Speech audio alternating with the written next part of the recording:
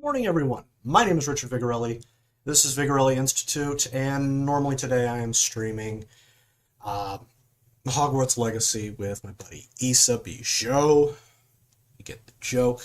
Anyway, I hit 5,000 subscribers yesterday. It's been a goal. Now I need to get further on. So, today, very special. What we're going to be doing is readings. I've got Aesop's Fables. I've got Grimm's Fairy Tales. Yes. Actually got these at my local library. They sold them. This one was $1. This one was $2. Difference is hardback, softback. See? Classic stuff. Okay? Things that I don't want to see disappear. By the way, invest in physical media. Don't trust servers that you don't control. Okay? I've also got these two guys. This is stuff I wrote. And there it goes. Mirrors. Okay? Homo sapiens mysticus and Fey Earth I'll be doing some readings from. And I've got my laptop here in front of me. That is going to be for Stonecutter, which is still in edit. I got 50 some odd pages left to edit. And see, the thing with self-editing, yeah, I know. If you go too fast, you'll miss stuff. And then you have to make another pass because you're going to, it's wrong. Okay? And I'm not a fan of doing that. I've already made a few passes on this, but it's going really well. I'm expecting to be done by Sunday. I'm going to do a massive push on Saturday, and hopefully it'll be done by Sunday night. Itch on my ankle. There we go. And I'll be hopefully publishing if I'm finished by the time I'm done streaming on Sunday.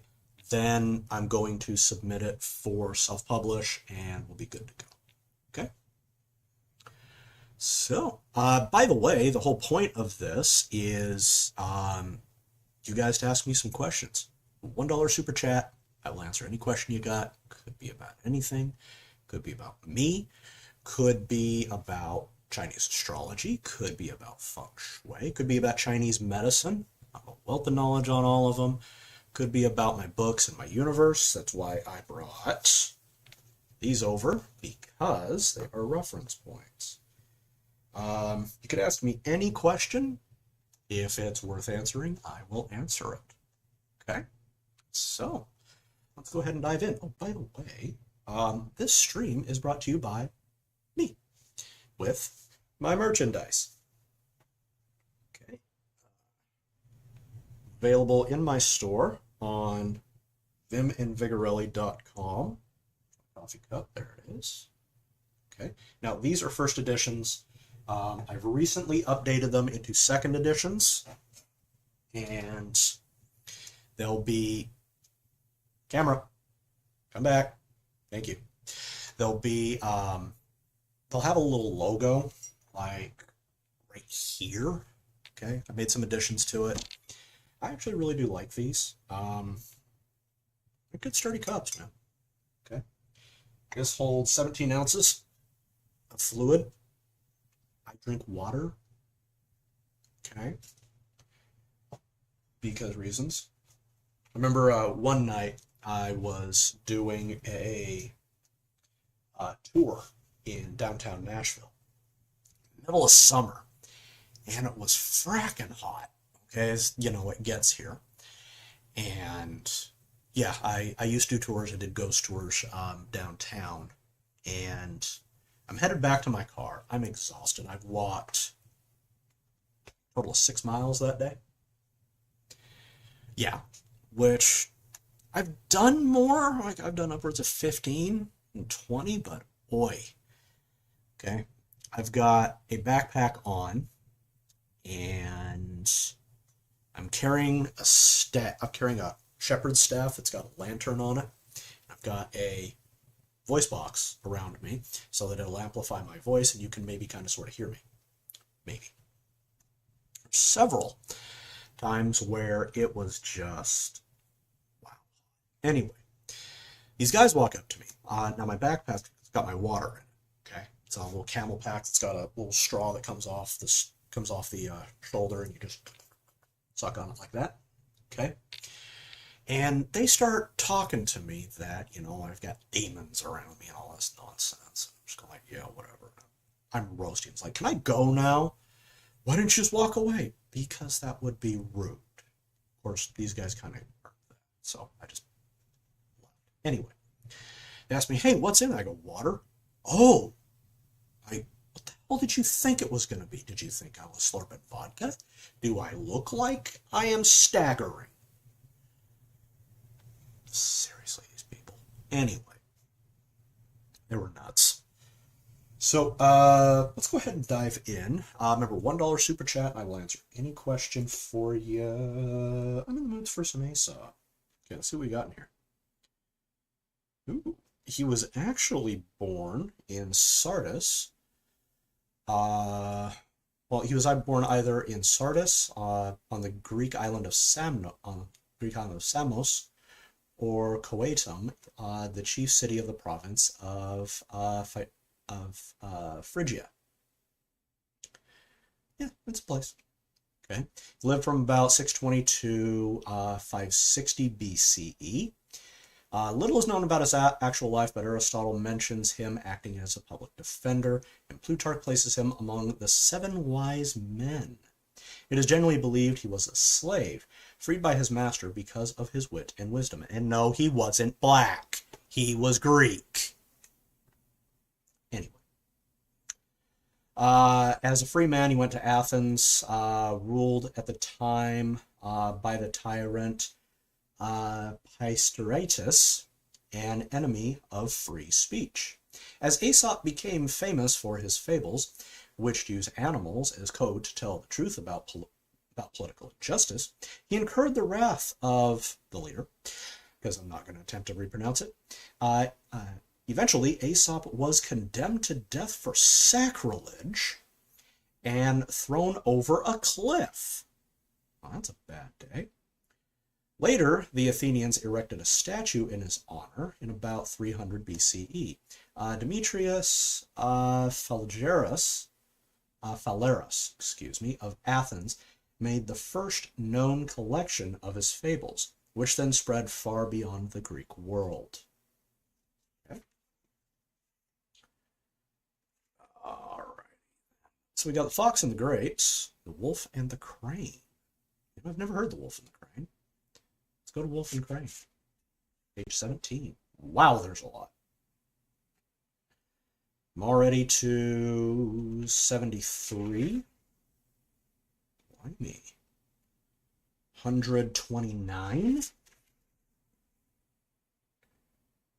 183. End is 203 fables. When we're in school, we read 3, maybe 4, depending on where you are. So, page 17. Let's go. Oh, we can do a walk with this, baby. Yeah. 17. Come on. Turn. Do as I command. There we go. Okay, the wolf and the crane. The wolf devoured its prey so ravenously that a bone got stuck in its throat, and in extreme agony he ran and howled throughout the forest, beseeching every animal he met to pull out the bone. He even offered a generous reward to anyone who would succeed in pulling it out, moved by his pleas, as well as the prospect of the money. A crane ventured her long neck down the wolf's throat and drew out the bone. She then modestly asked for the promised reward, but the wolf just grinned and bared his teeth. "Ungrateful creature," he replied, with seeming indignation. "How dare you ask for any other reward than your life? After all, you are among the very few who can say that you've put your head into the jaws of a wolf and were permitted to draw it out safely." Moral of the story.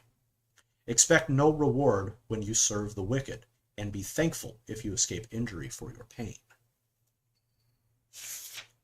Okay. Something to remember. All right, Archer and the Lion. An archer, known for his skill in bow and arrow, went to the mountains in search of game. When he entered the wilderness, all the beasts of the forest became terrified and took flight.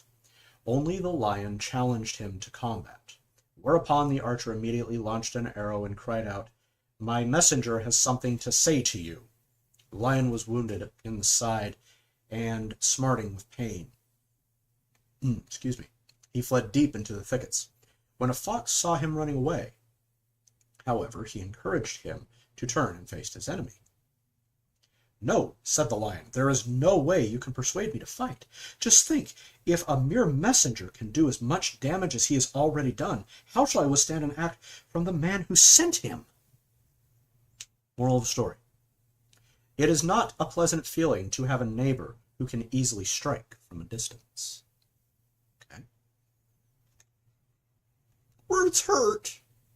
Oh, sweetie.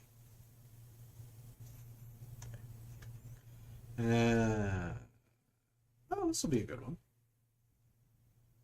The Woman and the Fat Hen. A woman owned a hen that laid an egg every morning. Since the hen's eggs were of excellent quality, they sold for a good price. So at one point, the woman thought to herself, "If I double my hen's allowance of barley, she'll lay twice a day." Therefore, she put her plan to work, and the hen became so fat and contented, she stopped laying altogether. Relying on statistics does not always produce results. Okay. Oh, yes. Now, the hawk and the pigeons.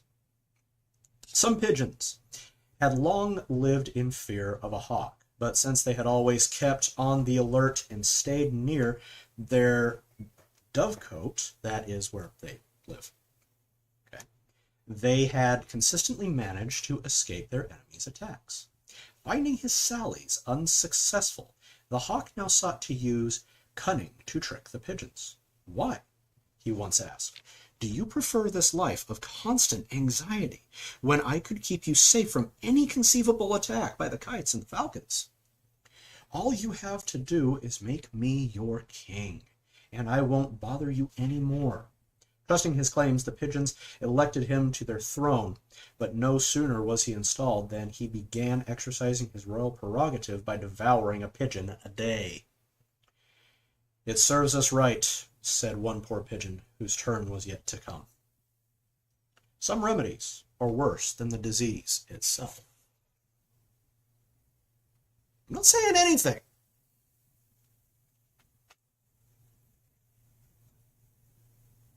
All right. Here's a good one. The Eagle and the Fox. By the way, this is only number 7. An eagle and a fox had lived together for a long time as good neighbors. The eagle's nest was on top of a high tree, and the fox's lair was at the foot of it. One day, however, while the fox was away, the eagle could not find any food for her young ones. So she swooped down and carried off one of the fox's cubs for her nest. Thinking that it was her lofty dwelling that would protect her from the fox's revenge, she was about to divide the cub among her brood, when the fox returned home and pleaded fervently for the return of her young cub.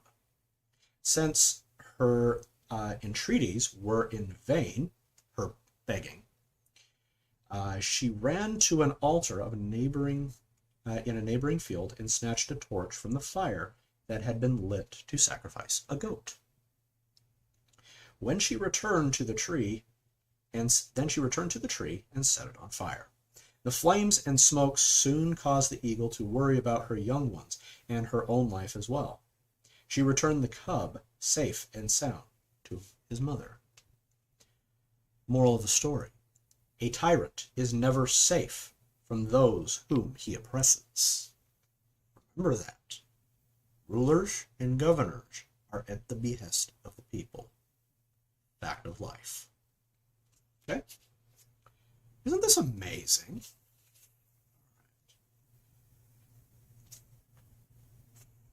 Okay. Now this one's classic. This is one you actually learn in grade school. Okay? However, nobody ever remembers it. The Ants and the Grasshopper. This is number 11. On a cold, frosty day, the ants began dragging out some of the grain they had stored during the summer and began drying it. A grasshopper, half dead with hunger, came by and asked the ants for a morsel to save his life. "What did you do this past summer?"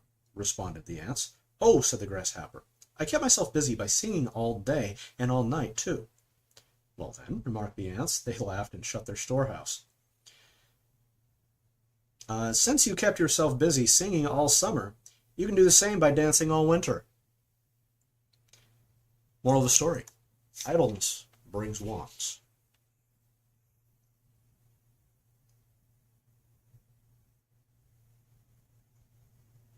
Okay.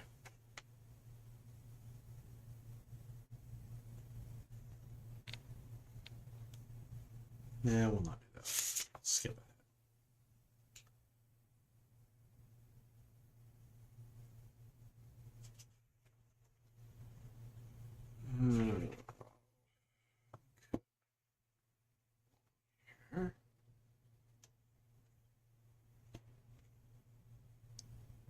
Oh my. This is the origin of a very, very famous saying. Probably how it got factored into various other Mediterranean religions, like, say, Christianity and Judaism.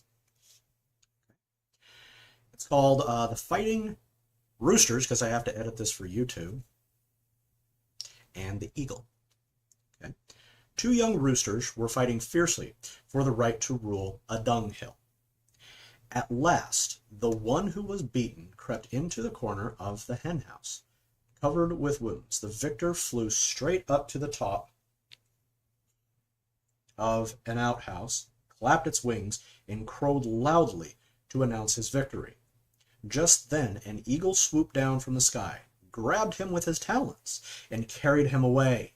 After watching all this from his hiding place, the defeated rival came out, took possession of the dunghill, and strutted about among his hens with all the dignity of a majestic king. Moral of the story: pride goes before defeat. Excuse me. Okay. Oh, there's another good one. Okay, this is number 35. The Tortoise and the Eagle. I think this will be the last one we'll move on. A tortoise was dissatisfied with how lowly life, with his lowly life, and with crawling about on the ground at a snail's pace. He envied the birds who could soar high into the clouds whenever they desired. He thought that he could once get up into the air, he would be able to fly with the best of them. So one day he offered an eagle all the treasures in the ocean if he could only teach them how to fly. If they could only teach him how to fly. The eagle declined and assured him that the tortoise's desire to fly was not only absurd, but impossible. However, the tortoise kept insisting in pleading, so that the eagle eventually agreed to do the best that he could for him. Therefore, he carried the tortoise high up into the air, and as he let go of him, he said, "Now spread your legs." But before the tortoise could say one word to him in response, he plunged straight down, hit a rock, and was dashed to pieces. Moral of the story: demand your own way, and you will demand your own ruin. Video game industry. Movies. Sorry. Been a little sick lately. I apologize. It's early spring. Allergies are starting to catch in. It happens. All right. Enough of Aesop. All right, how we doing, everybody? Interesting stuff, isn't it? Yeah. Okay, remember, $1 super chat, and I will answer any question you have for me. Let's pull from my bookshelf. By the way, I have a huge freaking bookshelf in it. I'm going to be adding to it today. The library where I have my writers group has a bookstore inside where they offload donated books, stuff that's like duplicate that they just don't need, and stuff that's like, look, if we don't get rid of this, it's going to die. So I pop in and, you know, I give them a couple of bucks and I build up my, excuse me, and I build up my library. I'm starting to run out of room. I'm going to have to start stashing books somewhere. Maybe in my cheeks, like a chipmunk. Could be fun. Anyway. So Homo sapiens mysticus, all about the Fae, by Dr. Dorian Astrapios and Dr. Natalie Carzano. Written by Richard Vigorelli. Honorary editor, Audrey Dorothy. She is actually a friend of mine and in my writing group. Illustrated by Sierra Johansson. Really sweet kid. She lives in a town directly south of where I live. She does freelance artwork. She's actually the one that did all the illustrations. She did these. These are actually in this book, so I'm gonna skip along. And I have this copywritten 2022 by me. Now, this is an in-universe book, so everything in here is canon. By the way, if you are a fan fiction writer, I do want to hear from you. And if I like your stuff, I will include it.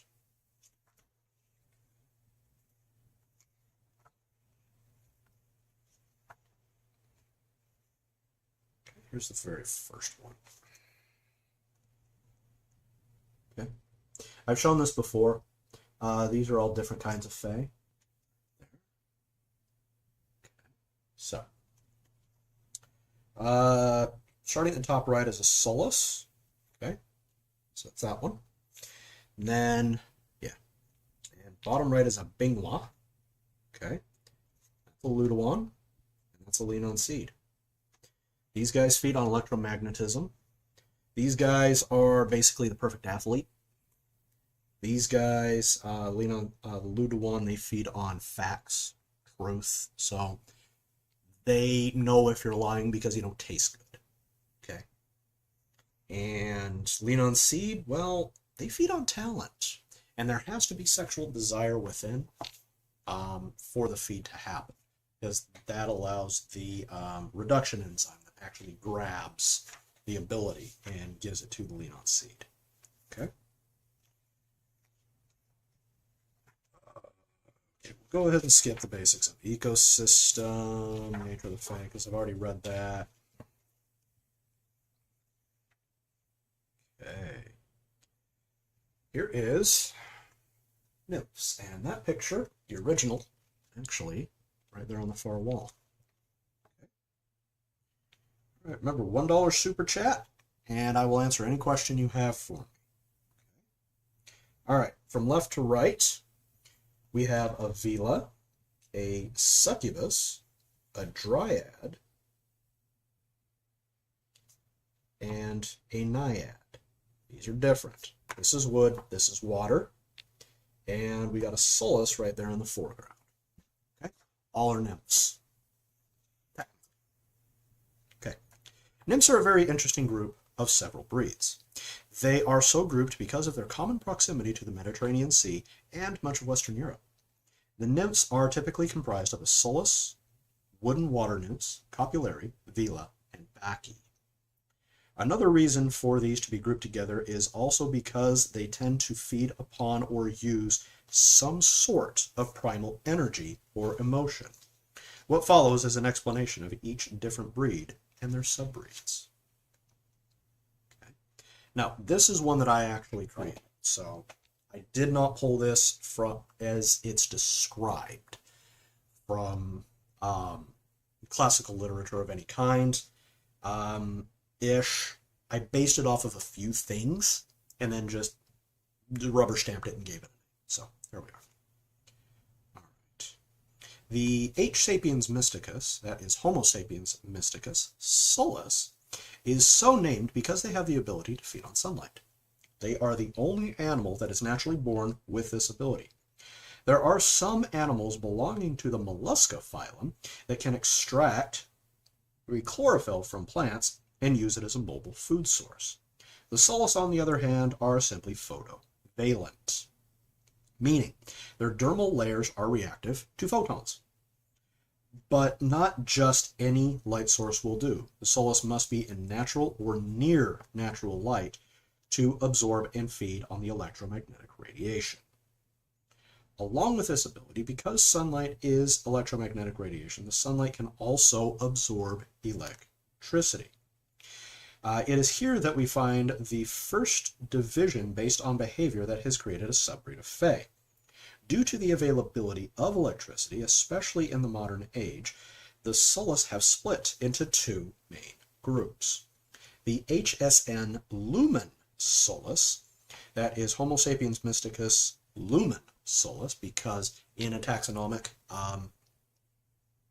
as you add more words to whatever it is you're describing, if it goes further down the line, then it's taxonomic, okay? Meaning there's a physical change in whatever it is, whereas a behavioral change, the additional distinguishing word comes before the speciation, okay? And I actually explained that in earlier in the book, okay? HSM lumen solus are the older type and feed almost exclusively on sunlight. However, HSM fulgur solus are a bit more modern, seeming to come into existence about 2000 BCE. They will often become very well charged in a lightning storm. It is this type of Fae that are able to throw electricity from their fingers in dry air. The lumen solus, on the other hand, has a reduced ability to feed on electricity, and they cannot manipulate it to the extent of the fulgur solus. That is Fulgur. It means basically lightning electricity. Okay, it's Greek. Okay. So how can these still be considered the same base breed? First, both feed on sunlight, and to varying degrees all other forms of electromagnetism. Second, both have the capability of regenerating tissue in other organisms by stimulating cellular division under the precise use of electromagnetic energy. And finally, both types, in regard to emotional feeding, feed on the emotions of fear and joy. The biological basis for this ability to react favorably with EM radiation is really quite interesting. A few decades ago, humans invented the solar panel for the purpose of powering our space satellites, without having to use burnable fuels. One of the major components of this technology is silver.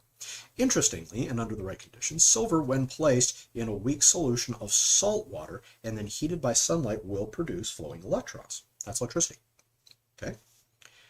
When Dr. Astrapios was tested for this abundance in silver during the course of writing this book, the results were negative. It's not silver. If the test had been positive, it could explain the need for past solus families to surround themselves with precious metals, but it was a dead end. That is until testing was done on a djinn whose name has been omitted. A djinn, spelled D-J-I-N-N, is a type of Fae, and it is later on in this book. They're basically like an Ifrit. They can manipulate fire, and they're pretty freaking scary. They're huge. Okay, and they live mostly in the Asian steppe. You'll see a few filtering into Europe and into like Arabia and North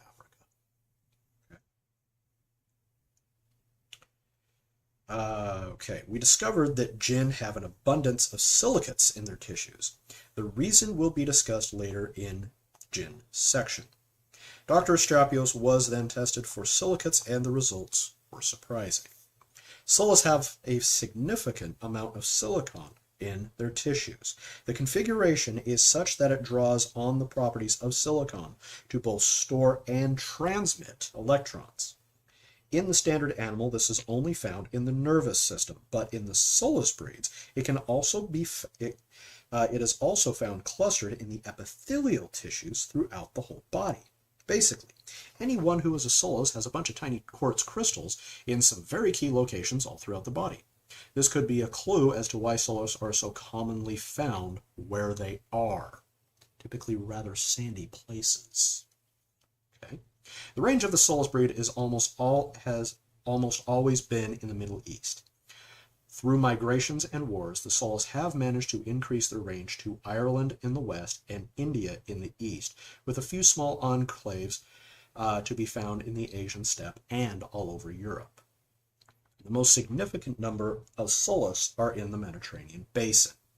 The most common of the two subbreeds is the lumen, comprising nearly 60% at current statistical models. Now, I do say in this book that because this comes out early on in the universe that I created, they don't have a lot of data. So this is just kind of, this is what we're seeing. So if we extrapolate that out, this is probably what it is. Based on genetics, how common this stuff is. But, if you walk into a room of 100 people, okay, and you happen to be in a given area, then that given area will dictate how many of those 100 people fit certain genetic backgrounds, okay? Just the way it is, all right? If I walk into a room in, say, Tel Aviv, and there's 100 people in that room, I'm willing to bet most of those will be Jewish, okay? The rest, probably Arab, okay? However, if I do the exact same thing in, say, I don't know, Oslo, I'm willing to bet almost 100% of them will be Norwegian. Call me crazy. Okay? Or, in Japan, willing to bet Japanese. I know, nuts. Anyway, we could do this, but that one gets a bit complicated. Water nymphs, kind of the same. Okay. No, that'll be not exactly safe. That'll be the near ones. Could do Vila, though. I actually do have... I got one named Vila character and a second Vila character that is in book 2, but I haven't named him yet. I'll name him in book 3. He's just... he just has a role. He does stuff. He's not nice. Okay. Vila. HSM Tempestus Factorum. That means storm maker, by the way, in Latin. Originate in the Balkans and into the Carpathian Mountains. Interesting, the standard DNA profile of the Vila people largely resembles that of the Solus, with a smattering of Jinn traits. It is with this DNA that the Vila are able to absorb both electricity and fire. However, they cannot shift the resulting energy bank back out the way a Solus can. Instead, they transform this into wind and various storms, hence the Latin name meaning maker of storms. In short, the more energy that is absorbed, the more intense the resulting storm. However, if the individual decides not to release the storm, the energy can be consumed much like anything else to any other fae. Vila is actually taken from East European folklore, specifically that of Romania. I want to say Hungary, Ukraine, Moldova, maybe up into like Belarus and Poland, if I remember correctly. Okay. And in the folklore, these things are nasty. Oh man. There's very few things more terrifying. One of those being a Stigoi, but I didn't factor those in because I didn't want any blood sucking. It's been done. Okay, The specific mechanism for this is extremely complicated. The villi do have a similar epithelial tissue to the solus, but there is an addition of a moist silicate at the base of the crystals, which is similar to what is found in the gin. As to how thermal and electric energy is changed into clouds and wind is unknown. Significant further research is needed and will likely take thousands of man-hours to complete. By the way, that is an actual unit of time. It has nothing to do with gender. Quit your wig. Okay. Villi are fairly similar to their nymph cousins in that they have a strong cultural emphasis for community and family. The ancient Villi tribes tended to be clustered throughout the forests of southeastern Europe. As a result of this communal lifestyle, many things that humans and indeed other breeds of fae believe are better left private were instead very commonly done in broad view of other people.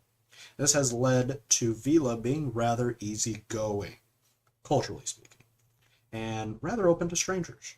This openness, however, did lead to a significant diaspora at some point in the Middle Ages. The tribes that went west found strong competition from the more established breeds and were eventually killed off, likely during an outbreak of the plague. Today, Villi are not as common as many other nymph breeds, but there are enough of them to keep the population genetically healthy. Now we go into an offshoot. It's called the sylph. And yes, sylph do exist in Eastern European folklore, specifically in the Russian-dominated lands. Okay, so Belarus, Russia, Ukraine, moving up into the Baltics, etc. Okay, HSM Viatorus is the non-elemental offshoot of the Villi. At some point in Villi history, some groups were forced to flee their dense forests and essentially became nomadic. It was when they arrived in the Central Asian steppe that a mutation occurred. This mutation, while still allowing for the slight creation of wind, removed the ability to absorb electricity and fire, and instead increased their ability to absorb emotion. Specifically, the sylph absorb negative emotions and have rather wicked tempers to match. The most important feature of HSM Viatorus is the fact that they must travel. Viatorus means travel. Okay? Just as a solus must consume sunlight and a water nymph must be near water, a sylph has an instinctual need to travel. Hence the Latin name meaning traveler. It is part of the system that maintains the health of the sylph. In essence, this breed of fae took a terrible event and turned it into something they actually need for their health. If a sylph is unable to travel, the individual will eventually fall ill, go mildly insane, and then die. The emotions that the sylph feed on are the typically negative emotions such as fear, anger, worry, anxiety, etc. After the feeding session, the subject does feel markedly better, or at least not as bad. Many times in history, at least according to legend, a sylph individual would arrive in an area that had recently suffered a significant loss or tragedy. The sylph would then offer to help the people to rebuild. While the rebuilding process would be underway, the sylph would be feeding on the emotional issues experienced by the fae by the people that they were helping. Allegedly, the sylph would sabotage the relief effort and cause the problems to either persist or cause new ones. I've actually met a few physicians that do this, and it's also cliche in regards to auto body repair guys. Okay, you take your car in to get the oil change, and suddenly, well, they said your brakes need some work. Well, it's like, I think they're fine. They weren't showing anything. Then you drive out of there, and all of a sudden, you have to slam on the brakes to kind of sort of stop. That's because they loosen the calipers a little bit. Okay, classic. That way you come back, hey, my brakes aren't working. Yeah, no kidding. It's called sabotage. And by the way, if you're caught doing that, it's a felony. You know who you are. Okay, on the face of this, it is a very plausible legend. However, word would eventually get around ahead of the traveling sylph, and basically they would be wiped out. Since this did not happen, it is most likely that events like this one, like the one described, if it happened, only occurred in isolated incidents. Today, sylph will often take jobs and careers in healthcare, emergency service, and the military, all of which allow for ample travel and exposure to some of the worst the world has to offer. Incidentally, the International Medical Corps is dominated by sylphs more than any other breed of fae. Here's elves. This is a self-portrait of my friend Sierra. I told her to draw herself as a Valkyrie. Yes, it's a breed of fae. They're war-oriented.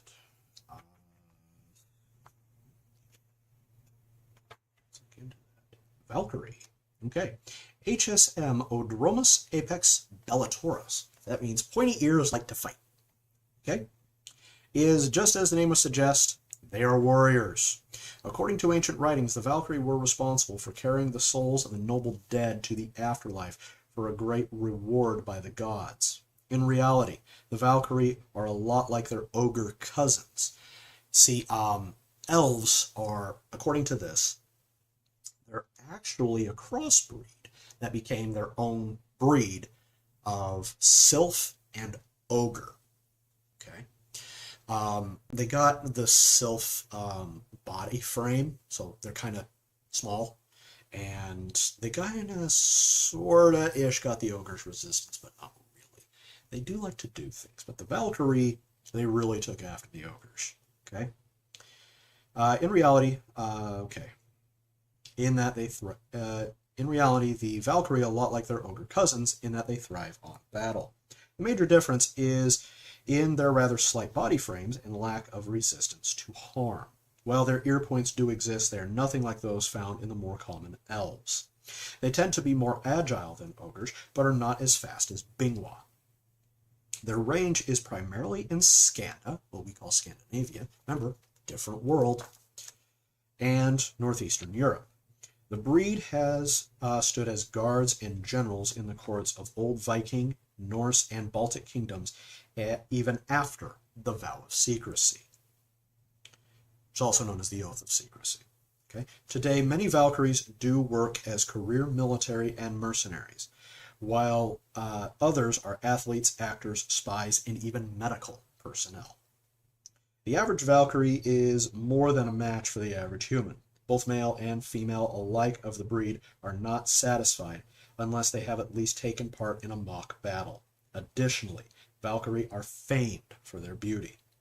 While all fae are rather alluring, Valkyrie are especially so, as are elves. So, if you come across a beautiful athlete that likes to fight and they have pointed ears, that's a Valkyrie.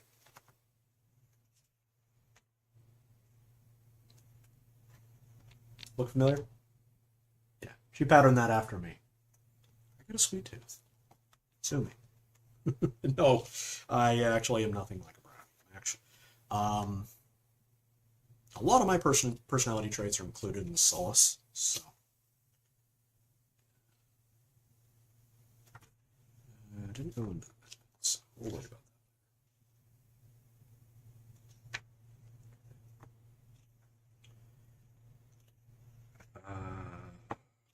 Let's see here.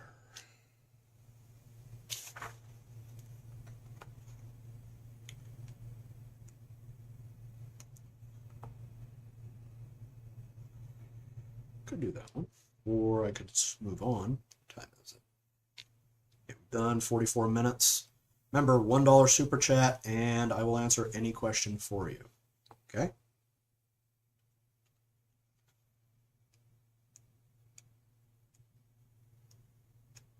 Okay, continue on. Any requests? Anybody? No? All right. By the way, shout out to my friend Shealand. Said hi. Excuse me, Zealand. Yes, I do watch the program on Tuesdays. Really quite good. So, let's see. Come here. Hummingbird. All right. This is actually a section that I do need to edit. From what I recall, it's fairly safe, so it should be fine. Okay. Now, in my books, I don't do chapter 1, chapter 2. I do them as sections. Okay, and they are in an order that helps the story make sense. Okay. It's like in book 1. Well, the way I title my sections is based off of what we're talking about. It could be a direct reference, or it could be kind of a side reference via like a religious verse that's been clipped, or a famous quote. Like there's a section in here called Fierce as Tigers Be, which is a reference to the Romance of the Three Kingdoms, where the three famous guys, one of those being Guan Yu, they make a deal at the start of the war to always watch each other's backs, and they're going to win. They kind of do, ish. Okay. By the way, Romance of the Three Kingdoms, famous Chinese series, and actually formed a lot of the cultural ethos. God, I think moving even into the Qing. Okay. So, highly recommended that one. That one's actually really good, and it's been done almost, well, honestly, to death in video games and whatnot. Okay. So, that section is two guys are talking about a coming war, and they decide to become allies. Okay. So, here's his Tigers Be. Okay, hummingbird. And if you know anything about Aztec, the old Aztec religion, I never say mythology because it's not mythology if you believe it. Okay? If you don't believe it, then yeah, it's a myth. But I could just as easily say anything that you believe is complete and total BS. Okay? Yet I have to respect yours, you should respect mine, so there. Moving on. Hummingbird. The great senator of Mexico, Alfonso Ruiz Acevedo, the avatar of Huitzilopochtli, the mighty god of blood and war, stood on a platform raised nearly 7 meters above the uniformed soldiers before him. 2 gas spouts had been lit, and bright orange flames lapped nearly to the level of the platform. Each of his men were clad in dark green fatigues. A formed helmet outfitted with observation technology and a large black vest decked out with a multitude of pockets to hold anything that a soldier could need during an engagement. Strapped to this vest was the American-made Sam Warren 73 submachine gun. It was 51 centimeters long, with 27 of it being the housed barrel. A battle-ready magazine full of copper-colored bullets sat resolute in the magazine's top-mounted position. We call these MP5s. Okay, that's actually what I built this off of. Sam Warren is a real person. I know them. I'm not going to tell you who, but we've actually shared a meal or two together. Okay, bit younger than me. Okay, all right. The senator looked upon his mass of chosen soldiers. His hands reached out to them, and the assembly of 12,000 armed men lock-stepped to attention. So that ka-chunk. Okay. My brave warriors, he began in a booming voice, shouting out over the regimented crowd of men. By the way, he is speaking in Spanish, but since I'm willing to bet most of you don't speak Spanish, I wrote it in English. Also, I don't speak that much Spanish. I have chosen all of you for your skills, your valor, and your loyalty and honor. Today we have been activated to assist in subduing the menace that is plaguing the world in the French Empire. Yes, France is an empire in this world because, and it's in here, Napoleon didn't go to Russia. He actually made nice with Alexander, and he wasn't discredited. So the following coalition wasn't able to depose him. He never went to Elba, never returned, never went to St. Helena, and died of syphilis. Okay? Never happened. In fact, he never even married Josephine.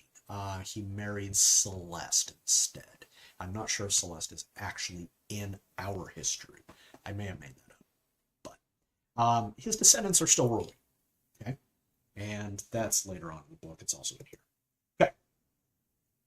In a moment, you will be boarding transports, and you will not be leaving them until the battle is joined. The men cheered at this. The senator motioned for his soldiers to calm and motioned for his soldiers to remain. To remain calm and silent. But before this happens, I ask you all to swear your loyalty to me, for I am your commander, and I will be with you in battle. Now, speak after me. On my blood, the soldiers repeated. I will never waver from loyalty to my general. I shall not succumb to the influence of another. Should I fall, may my hands become useless, and my soul be stricken from my body. All this I swear with my blood unto the blood god, unto the great war god, Hutzli Lapuchli. We need to capitalize that.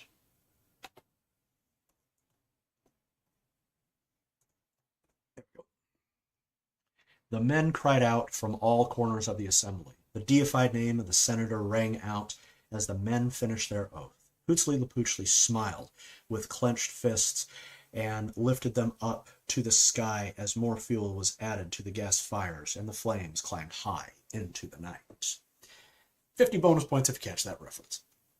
It's actually referencing the song, which is also referencing an actual point in history that incidentally did not occur in this timeline because he got clipped in the Great War.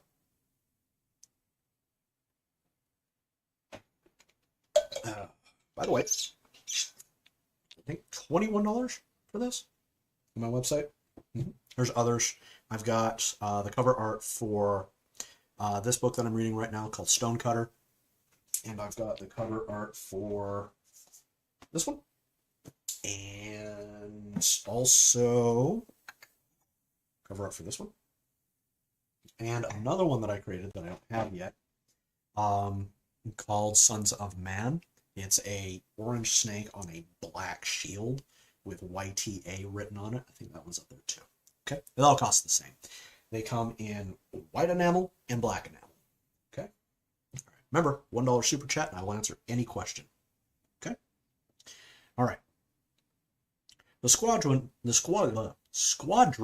of large propeller troop planes arrived in Brittany. The resting waves shone white on the rocks below. For the first time in history, the Mexican tricolor flag was in Europe for the purposes of war. The squadron pressed on, and a short time later, the mass of people from the British Isles were sighted. The rear drop doors of the planes were opened, and the selected members of the Mexican military were released onto the war zone below with unremarkable gray parachutes opening as each man jumped from the craft. Suppression fire rang out from the SWs the men held. Most of the civilian soldiers scattered, but a precious few fought back. They were cut down in a hail of gunfire. It was not long until the paratroopers were all on French soil and their position secured. The senator stood at the forefront of his men. He unclasped his helmet and allowed his weapon to go slack. The combined Irish, British, and now French civilian soldiers began to come out of their temporary cover. Bursts of static electricity rang out from small mimicking armaments provided to the civilians by Lester. There's a lot here that you don't know. Lester is the avatar of Sobek, who is a Kemetic, otherwise known as Egyptian, god of war, raiding. The crocodile guy, kind of. He can't be relied upon. He's completely for himself. Okay. Now he has allied himself with another character who's bent on conquest, and he has hypnotized people to fight for him, but only humans. Okay, Fae, they're unaffected by it. The reason being is he's got a massive grudge, big chip on his shoulder. The guy is a jerk. Okay, I'm not going to tell you who it is. So, as they're spreading out, they're dropping they're furthering what this guy can do. Okay, now I'm not going to tell you how they do it because it's kind of a huge plot point. Okay, you'll have to get the book when it comes out. Should be next couple of weeks. So I'm right on schedule. I'll be fine. Okay, actually, this is 346 of 408. Okay. All right. And Lester created a weapon that throws lightning, emits light, makes sound, other things. It's got a little healing salve in it. He came up with it. This guy's a freaking genius. Okay. All right. As the Mexicans advanced, the enemy guns reported. A few of his men returned fire, but only wounding shots were made. Senator Ruiz Acevedo held out his hands with the palms facing the enemy. He shouted, "Stop! Surrender your weapons! Return to your homes!" A few of the civilians stood there dumbfounded. They shook their heads and ran their fingers through their hair. One by one, they looked with horror at their surroundings and the weapons in their hands. The civilians dropped their armaments and scattered. The Mexicans pressed forward. A mile from their drop point, they were met with the same sort of resistance from the civilians, pressed into service by the plant created by Tim. Okay. The senator again raised his hands and shouted at the enemy army. Some dropped their weapons, but others shouted back in French and pressed their attack. The Mexicans opened up. The wounding shots did nothing to deter the attack. They were forced to kill. The avatar of Huitzilopochtli sighed with satisfaction at the death before him. Remember, he is the god of blood and warfare. That means death feeds him. Okay? Master, one of the soldiers to his side said. The senator looked to his soldier to see the man rub his head and sneeze. The soldier then mumbled, "Huitzli, Camulus. I serve Camulus." Blood flowed from his ears and nose. Suddenly, the man collapsed and breathed his last. The senator sighed. "Such a shame. Leave him. We have a war to fight." He turned and continued forward into the French countryside, with his army of loyal soldiers following. Okay. Save. Yeah. Actively editing in front of you. Isn't that something? So we are pushing an hour right now. $1 super chat gets you a question from me. And you can ask me anything about me, about my work, about my past videos, inspirations. Go nuts. Okay? All right. Page 348. All right. The morning humidity of Erie, Pennsylvania was refreshing. Monroe stretched out and released herself from the rented bed. After a quick shower, she walked the few feet to the diner for a quick bit of breakfast. A man with short blonde hair, hidden under a red ball cap, rounded the corner and locked eyes with her. "Detective Laura Monroe?" he asked. "Who's asking?" she replied. The man pulled out a road flare from his jacket and struck it to light. He placed his hand in the flame. Monroe watched as the dancing, bright red color shrank. Realizing what was happening, Monroe turned to run. She had not taken 3 steps when she felt a large gust of wind, and her body flew through the air for about 3 meters. Monroe landed face down in the dirt. Tired arms and hungry stomach picked up the detective. She managed to get to her feet, only to be hit from the side by another gust of wind. Stumbling, she fell back against the diner. Monroe looked around as a small mass of people gathered around them. Spinning quickly, Monroe reached under her jacket and drew out her pistol. The bystanders gasped and shrieked at the weapon. She pointed it at the attacking Vila, and he halted his attack. "Attacking an officer is a felony," Monroe shouted. "I know," the man replied, as though she had just stated water was wet. "You're getting too close. My employer has ordered me to stop you." "And who is that?" she asked. The man smirked. "Well, come on, tell me, or I shoot." "He is a god. He is the greatest and most powerful." He was suddenly cut off by the report of a pistol coming from the motel. The man's head snapped to the left side, and he crumpled into a heap on the ground. "Hey, partner," Quan said. Looks like I got here just in time. You okay?" "Yeah," Monroe replied. "I'm probably going to have some bruises, though." Quan holstered his weapon and helped Monroe to her feet. "We should probably eat somewhere else," Quan said. Monroe nodded, and they rushed to the car. The rest of the drive into Ithaca was uneventful. Okay. Now, this section is called Kadim. Some of you may recognize the word Zephyr or Zephyr, which is the beneficial west wind. It is actually, I want to say a god. I think it's Greek. Okay. But Kadim is the east wind. Get it? Awesome. The rest of the drive into Ithaca was uneventful. They made 2 pit stops and bought some travel. The scenery was a mix of unimpressive tree walls and tiny New England villages. It was when they reached the outskirts of Ithaca that the air seemed to grow denser. The anticipation of finding, confronting, and hopefully stopping the mastermind of the Sons of Man redoubled the resolve deep inside Detective Monroe. Detective Monroe, by the way, is a character all the way from the very first book.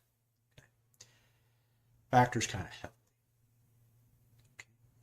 "How far out is backup in case this goes tits up?" she asked Quan as he slowed down about a kilometer from their destination. "We have a field office not far from the college, so about 5 minutes," he replied. He set the car in park and shut off the engine. "They know we're here. The plan is for us to find a way in, and they show up cavalry style in about 30 or so. Don't worry, Detective. I haven't come all this way just to die." Monroe double-checked her pistol. The 15-round magazine was full, and the 15-round backup was too. No armor was available. Moreover, if this guy, whoever he was as bad as rumored, the bulletproof vest would be hollow sucker. That means, okay. The plan was to approach on foot. Intel said the manor was gated and walled. Obviously, approaching the gate would get them killed, so infiltration was advised. The wall was likely stone, but could also have been a fence. Intel was sketchy here. As they neared the perimeter, they were given the answer. It was a fence made of black steel. Quan reached out and touched the metal. He pulled back quickly with a jerk and yelp of pain. "Damn it! Damn thing is electrified." "Me. That hurt." Yeah, it's actually written in there. I do write swears. Okay. He continued to dance around, holding his arm. If it was a performance, it was a good one. Monroe found a wet stick and tossed it at the fence. It sparked and hissed before dropping to the ground. The fence was indeed very electric. Memories of a movie from the early 1990s rushed into her mind. It was about a compound filled with genetically engineered beasts that run amok. In the movie, the fences were a good thing, unless, of course, you were one of the beasts. "I guess we're the beasts," Monroe said quietly. "Huh?" Quan said as he shook out his hand. "Nothing, I was thinking of a movie." Quan laughed. "You mean Genomica. I love that movie. Yeah, I guess we're the beasts." "So how do we get past it?" Quan scratched his chin. After a moment of staring at the fence, he turned and sprinted back to the car. "Quan!" Monroe shouted after him. Where the hell are you going?" "I have an idea," he called back. Soon, Soon he returned with a set of jumper cables and a backpack.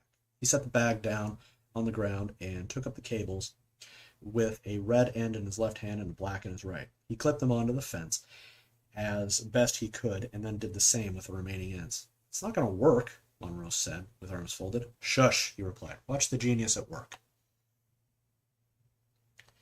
Quan reached out and gently touched one of the electric bars and was rewarded with another strike of electricity. He yelped in surprise at the current as the current jumped through him. Monroe roared with laughter. "Genius, huh?"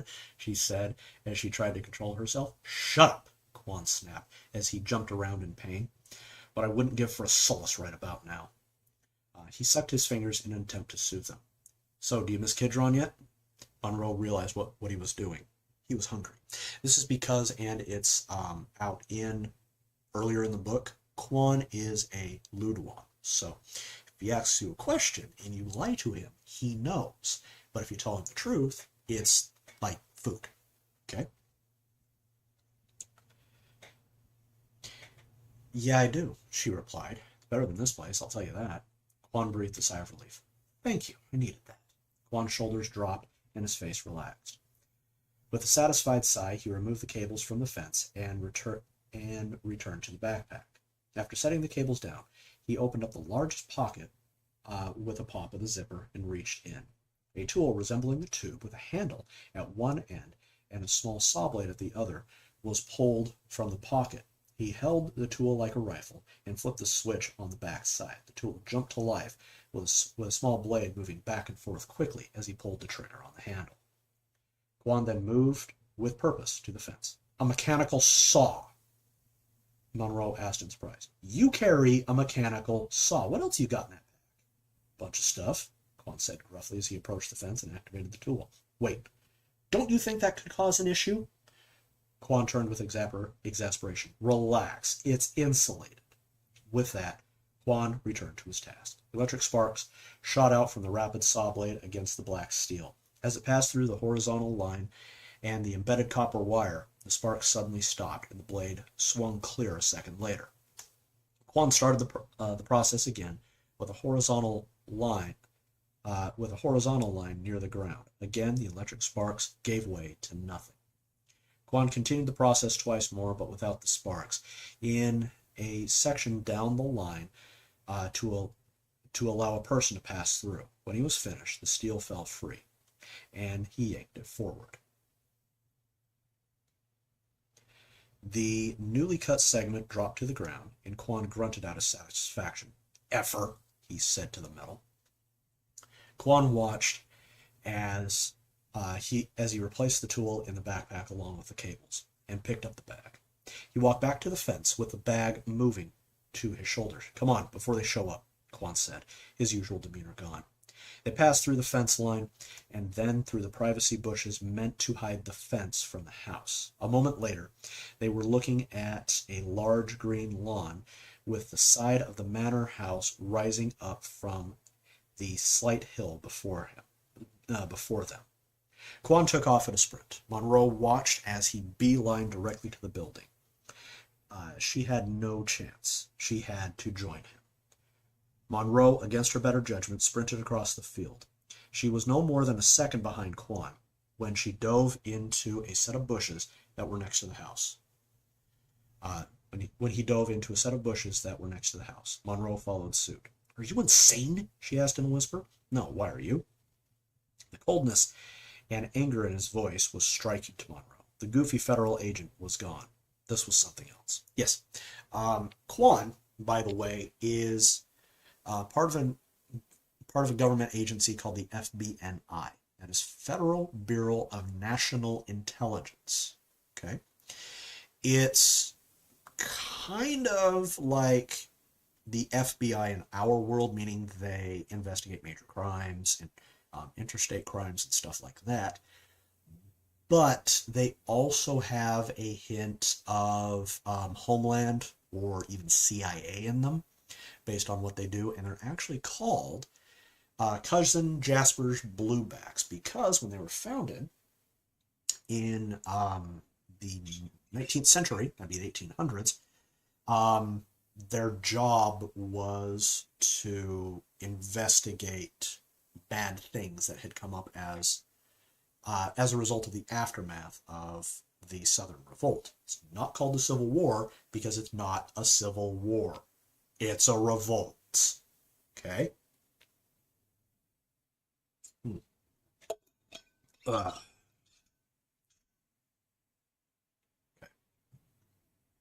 So what are we supposed to do about this guy? He's got an electrified fence around his effing house. There are armed guards at the front gate. Do we even know his name? His name is Lord Velis, a man's voice said from behind Monroe. Monroe slowly turned her head to see the muzzle of a very large automatic rifle. Notice how I didn't say assault, because there was no such thing. Okay. She could smell the residual gun oil from the recent cleaning. The man holding the weapon was dressed in a paramilitary uniform.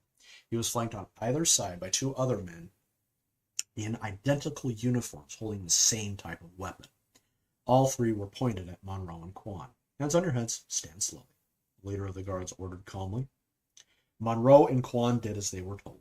The two flanking guards dropped their rifles,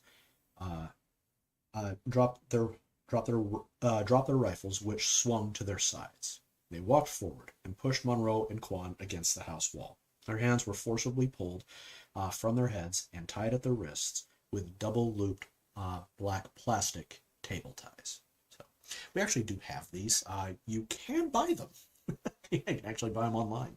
Not hard to get a hold of. They're zip ties. I can't write zip tie because it's copyright. Okay, so yeah, just like I can't write the Ziploc. Okay, I can write plastic sealable bag. I can describe it, but I can't use the name. It's copyrights. Okay.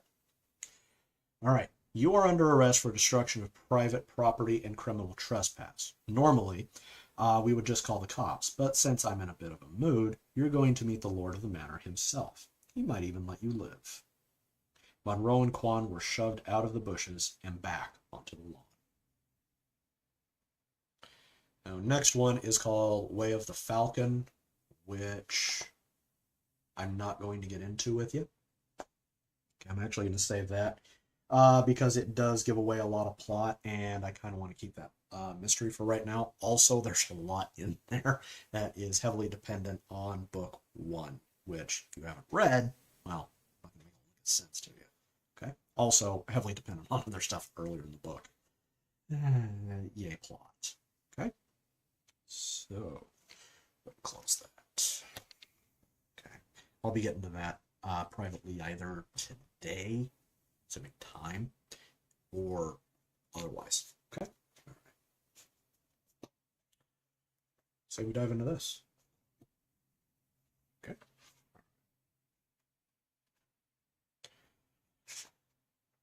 All right. Fate Earth. The alternate history of Earth from the world of the Dorian Astrapios series. Written and illustrated by Richard Vigarelli. Honorary editor, Audrey Durfee. Copyright Richard Vigarelli, 2022. All rights reserved. Okay. Now I have dedicated this to a YouTuber. His name is Cody. He runs the Alternate History Hub, and I absolutely love his channel. It is fantastic. Okay, watch it regularly as soon as stuff comes out. The guy's really smart. I even follow him on Twitter. I recommend it. Okay.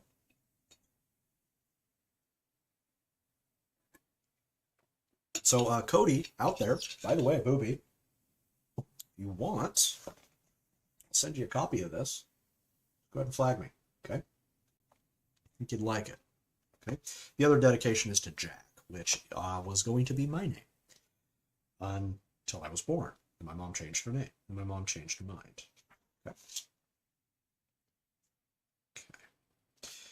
Now, this map is available in my store. Metal print and puzzle All of my artwork is done in puzzle. It's all done in poster and metal print as well. It's up to you what you want. Okay, there we are. Remember, $1 super chat. I will answer any question. Okay. Mm-hmm. Let's see here. Want to read about Mongolia? Let's do Mongolia. I've never read this one before. I've done bits and pieces of this book here and there in past streams. Let's do Mongolia. Okay. Okay. The first Mongol Empire was founded by Chinggis, not Genghis, Chinggis, but it's spelled G-E-N. It's pronounced Ch, but anyway, in 1206. The empire was created by first unifying the various warring tribes of the Mongols, and then by conquering the neighboring peoples. Two tribes of Ogre, the Kori and the Joga, were inducted into the empire, and it was their strength that was instrumental in extending the empire into southern Kamchatka and eastern Siberia, which is a touch larger than what it did in our time, by the way. Okay. After Chinggis's death in 1229, his sons were each given parts of the empire to rule. Ogadai was the firstborn and the most loved, so he got the homeland. Jochi, Chagatai, and Tolui were each given seemingly equal partitions. Their ambitions were strong, however, and the brothers eventually declared war on each other. Tolui was the first to fall, followed by Jochi, both at the hands of Ogadai. Chagatai asked for peace, and Ogadai accepted in 1238. They ruled as co-emperors until 1242, when both men were found dead from poisoned wine. Two other Khans followed, but were quickly deposed thanks to a rebellion of the Kori tribe. This led to civil war until Kublai Khan came to power in 1259. Very similar, minor distinctions. Only somebody that really knows Mongol history would be able to see what I changed. Okay? With the help of Marco Polo of Venice, Kublai conquered the Empire of China in 1271. Kublai moved the imperial power back to Karakoram and depowered the Chinese. Completely different from our timeline. In our timeline, he moved into China, took this teeny tiny little spit of a village called Beijing and turned it into a city and made that the capital of his empire. This is actually the start of what is called the Yuan period of China. And to this day, Beijing is the capital of China. It's actually in Manchuria, by the way. Okay. Let's see here. While he dealt with administrative affairs, Kublai sent his generals west to expand into more lands. They reached as far as Prague in the summer of 1294. The Mongols would have continued westward if Kublai had not died in November of 1294. So, they showed up, were sieging Prague, Emperor dies, we're going home. Okay? The various generals each took a piece of land, and the empire fragmented. The Mongols seem to have returned to a warring scourge of most civilizations until 1333, when Timur rose to power and reconstituted much of the empire. Timur based his power out of China and reconquered Tibet. The Turkish kingdoms and as far west as Minsk. It's in Belarus in our world, by the way. However, Timur was forced to halt expansion when his navy was defeated by the Japanese. Same thing happened in our timeline, by the way. The Second Mongol Empire lasted until 1350, when Timur's son was killed by a jealous cousin over a wife. The empire fragmented into various khanates until about 1390, when the successor states were eventually overthrown and the original people regained their autonomy. Many people would assume that the sudden fantastic growth of the Mongol empires was solely the result of Mongol battle prowess and use of shock tactics from horseback. While this was a significant and likely deciding factor, the Khans had some help. Many of the Mongol foot soldiers were ogres. There are numerous accounts of gigantic men wielding axes, mauls, or large swords set on the end of a robust staff, charging into battle and wiping out entire companies of defenders. The immense natural strength of ogres made them uniquely suited for this form of empire building. At first, it was the Kori that were the most favored by the Khans, and the Joga were considered secondary. This changed when the Kori were wiped out by Kublai in 1260 with the help of the Joga. As a result, the Joga became the go-to mercenaries for the Khans starting in about 1353. Empires cannot run on conquest alone. The administration of the Mongol empires would often come under the sway of enslaved kitsune. Kitsune are, in the yokai tradition of Japan, they are people that look like foxes. And the smarter they get, the more tails they get. That is, in this world, wrong. Okay? The way the kitsune are is they look like anybody. They're just really, really smart. And they also live the longest of any hominid. That's in Homo sapiens mysticus. Closely guarded secret as to why. Okay? So, if you are a fan fiction writer, please come up with something. I might canonize it. Okay? While comparatively frail, they had the unique ability to learn and teach everything that they knew to the Khans. This allowed for staggering advances to be made, and each of the empires stabilized for time.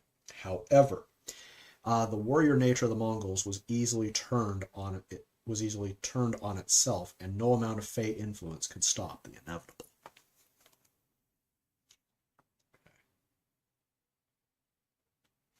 Okay. How we doing? 120. I think we may call it there.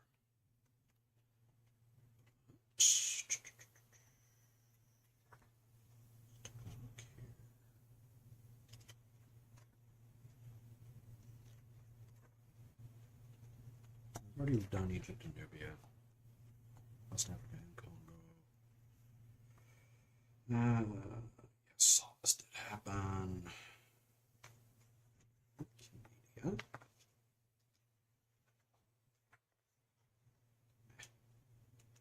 So yes, I built this. Okay. Got Australia. It's actually one of my characters in book 2. He is Australian. He speaks with a rather thick accent, that he knows. Okay. They did not have World War I, they had the Great War. Post-war period with the Great Depression still comes on, because of course it does. Then World War II is the Great Roman War, where Rome rebuilds itself. Post-war period in the Cold War, yes, it does still happen.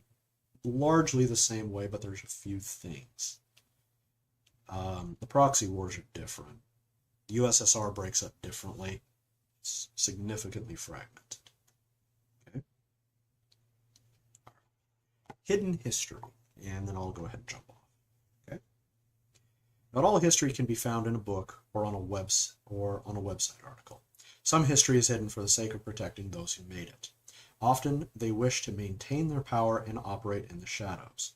This has been the case in our own timeline. Of course, that is just a conspiracy theory. Imagine if you could know for certain the true history of your world. What would that mean to you? In the name of the most divine sons of men. Okay. In the name of the divine light of our most heavenly Father, and in his Son, the Savior, we do come forth in effort to extinguish the unholy abominations that are the Fae. It is our solemn and sacred duty to bring together all men and women that are human and regardless of creed, race, or nation. It is our solemn and sacred duty to destroy all members of the Fae that we find, for it is through this work that we shall save humanity from the grasp of evil and from their never-ending darkness. Thus it is by his holy name that we call ourselves the sons of man. For it is in his name that we work. We are the light in the shadows. We are the weapon that brings peace. We are the knights now modern. We are the saviors of humanity. We are the sons of man, and we shall find them wherever they lurk. Jacob Fredericks, founder of the Sons of Man, 1846. Sons of Man were originally founded in Kansas City, Missouri in 1848. Following the events surrounding various townspeople who were thought to be witches. After investigation and interrogation, it was found that these people were in fact Fae and included representatives from the Valkyrie, Ogre, Sylph, and Elf breeds. The micro-community numbered merely 38 individuals, ranging in age from teens to elderly. Each was hanged in the drop-gate fashion and then shot in the head point blank to ensure that they were in fact dead. It was in response to this that Jacob Fredericks, a freed slave and preacher, founded the Sons of Man. He saw how dangerous the Fae were. He saw their strength, speed, and power as a very obvious threat. The Sons of Man would grow quickly among the landed and educated elites in the Middle States in the form of a secret society. Referring to unclean food, such as ham, in accordance with kosher law, as depicted in Deuteronomy, served as a means of initiation and coded speech for members. I will stop there. Okay? That's what the Sons of Man are. I wouldn't call them right-wing, necessarily. They're just out there. Okay? And they do factor in heavily into the Sons of Man are heavily controlled, okay, and they've been infiltrated. Lots of intrigue going on there. So, that's about all I've got for you. Guys, you should have asked me some questions, okay? I'll do another one of these eventually. Not sure when, but we'll see. I'll put up a field growth point something, okay? So, like, share, subscribe, write a comment, okay? You can get in touch with me on my websites. They are in the description. You can also find me on Twitter. Again, link in the description. And I'm happy to talk with you, okay? All of this stuff is available on my website, Vim and Vigorelli, and you can route to that through Vigant Med. And you can ask me questions. I'm totally cool with it. Okay, so I'm going to go ahead and skedaddle. I've got some laundry I got to finish for work tomorrow, and I also have more editing to do. I do have a deadline that I have to keep. Okay, so you take care, guys.